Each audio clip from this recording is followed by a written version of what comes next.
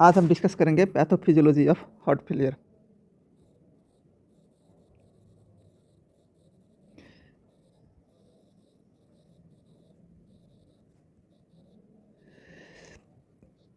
यहाँ पे दो वर्ड मिला है, पैथो प्लस फिजियो।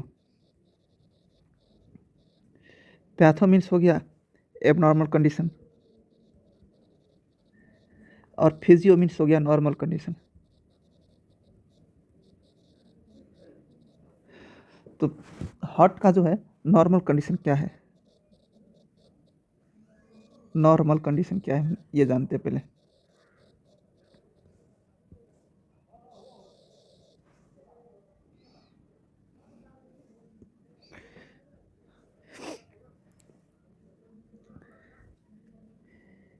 यहाँ पे सुपेरियर वेना कावा और इन्फीरियर वेना कावा दोनों से ब्लड कलेक्ट होके राइट अरिकल में डिपॉजिट होता है। राइट अरिकल से राइट अरिकुलर वेंट्रिकुलर वाल्व के थ्रू राइट वेंट्रिकल में जाता है और राइट वेंट्रिकल से पल्मोनरी वाल्व के थ्रू लंग्स में जाता है और लंग्स में जो डीऑक्सीजनेटेड ब्लड जो होता है ये ऑक्सीजनेटेड में कन्वर्ट होता है, ब्लड को प्यूरिफाई करता है और लंग्स के बाद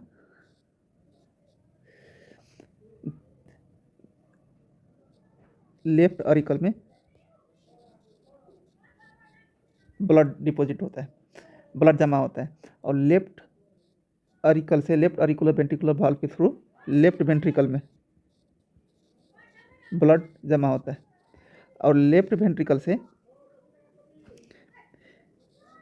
एओर्टा के थ्रू होल बॉडी में ब्लड सप्लाई होता है,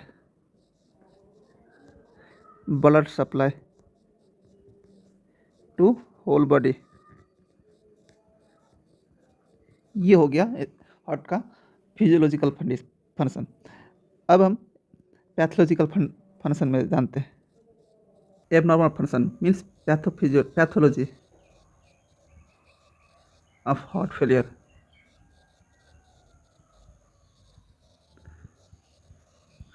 इससे पहले हम हार्ट फेलियर क्या होता है इसे समझ। Heart failure means pump failure होता है, पंप फेलियर। और पंप फेलियर क्या क्या कारण होता है, पंप फेलियर होने का बहुत सा कारण है, जैसे कि एक हो गया हार्ट मसल डिजीज,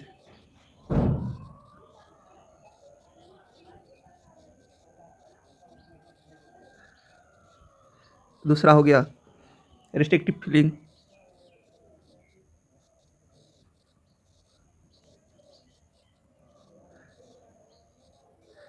थर्ड हो गया इनएडुकेट हार्ट रेट,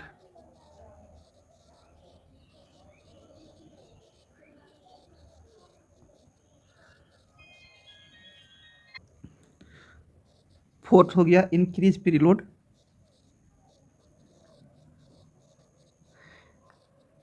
फिफ्थ हो गया increase after load.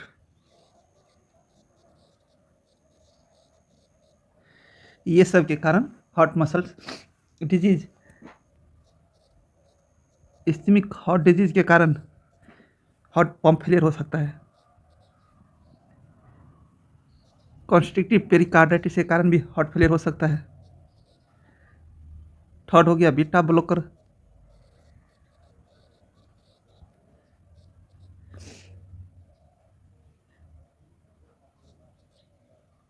Increase preload renal failure के कारण हो सकता है और रेनल फेलियर के कारण पंप फेलियर हो सकता है, क्योंकि प्रीलोड इंक्रीज होगा तो पंप फेलियर होने का चांस बढ़ जाएगा। हाइपरटेंशन हो गया, हाइपरटेंशन के कारण आफ्टर लोड इंक्रीज हो जाएगा और आफ्टर लोड इंक्रीज हो जाने के बाद पंप फेलियर होने का चांसेस बढ़ जाएगा। ये सब है reason of heart failure.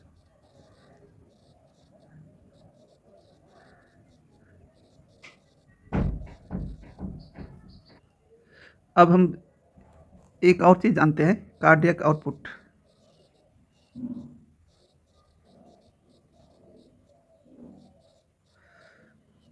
Cardiac output means क्या होता है, heart rate into stroke volume. तो नॉर्मल हार्ट रेट कितना होता है, 72 बीट पर मिनट, और स्ट्रोक वॉल्यूम कितना होता है नॉर्मल, 80 ml। तो टोटल कितना हो जाता है, 5600 ml, approximate 5.6 litre cardiac output. तो हार्ट फेलियर में क्या हो जाता है, ये नॉर्मल हो गया, नॉर्मल, ये नॉर्मल था। अब एब नॉर्मल में क्या होता है,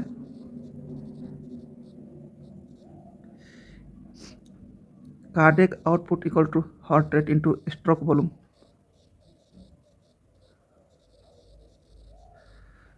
तो यहाँ पे हम देखते हैं स्ट्रोक वॉल्यूम डिक्रीज हो जाएगा।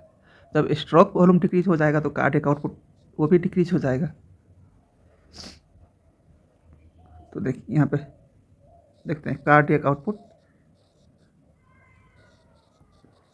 डिक्रीज हो गया, लो। यहाँ पे देखिए कार्डियक आउटपुट लो हो जाने के बाद हार्ट पंप फेलियर होगा, और पंप फेलियर देख तब कौन कौन सा पंप फेलियर होगा, सिस्टोलिक हार्ट फेलियर,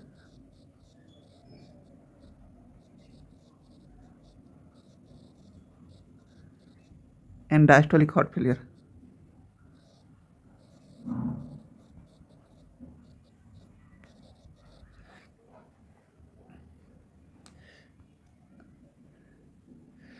अब ये यहाँ पे हम देखते हैं, देखिए जब हार्ट फेलियर होगा तो कुछ न कुछ हार्ट में चेंज दिखेगा, है ना।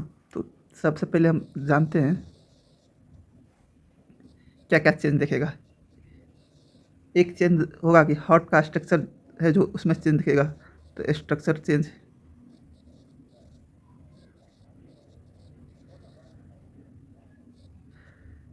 सेकंड क्या दिखेगा, हार्ट रेट बर इंक्रीज हो जाएगा।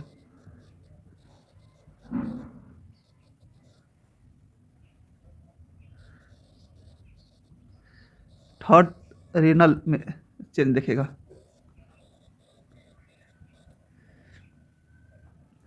रीनल में चेंज दिखेगा तो ये रेनल क्या करेगा, रेनिन सिक्रीशन करने लगेगा।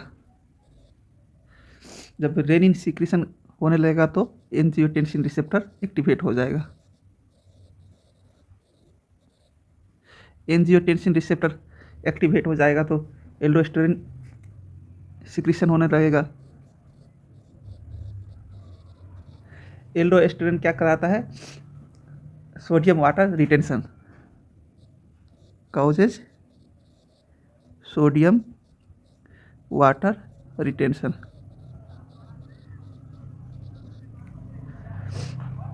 अब सोडियम वाटर रिटेंशन, जब सोडियम वाटर रिटेंशन हो जाएगा तो वॉल्यूम ओवरलोडेड हो जाएगा।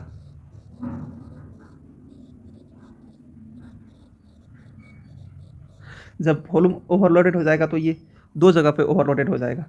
पल्मोनरी में ओवरलोडेड हो जाएगा तो पल्मोनरी एडिमा,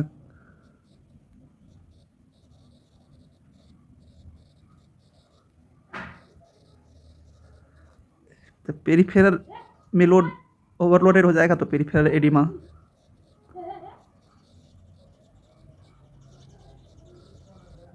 इस पल्मोनरी एडिमा में ओवरलोडेड हो जाएगा तो इसके बाद पंप फेलियर हो जाएगा तो ये लेफ्ट हार्ट फेलियर होने का चांसेस ज़्यादा बढ़ जाएगा। इस पेरिफेरल एडिमा के कारण हार्ट फेलियर होगा तो राइट हार्ट फेलियर होने का चांसेस ज़्यादा हो जाएगा। सेकेंड, हार्ट रेट इंक्रीज हो जाएगा। हार्ट रेट इंक्रीज हो जाएगा तो फिलिंग टाइम डिक्रीज हो जाएगा।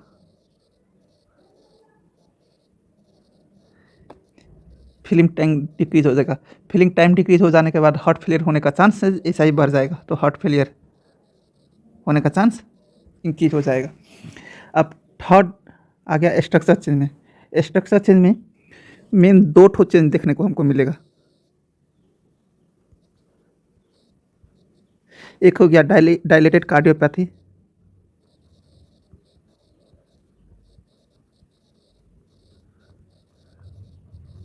एक हो गया हाइपरट्रोफिक कार्डियोपैथी।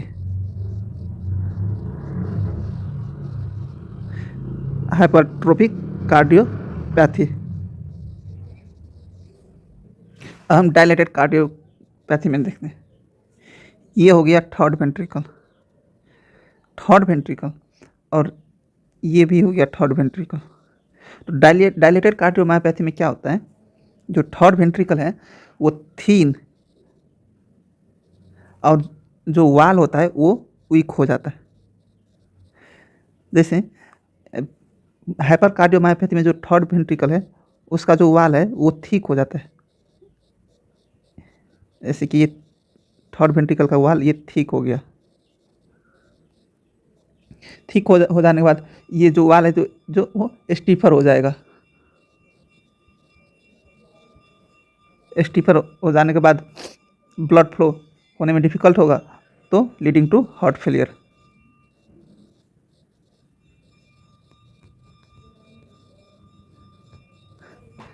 ये थीन और ये थर्ड वेंट्रिकल थीन और वीक हो जाएगा थर्ड वेंट्रिकल, तो ये भी लीडिंग टू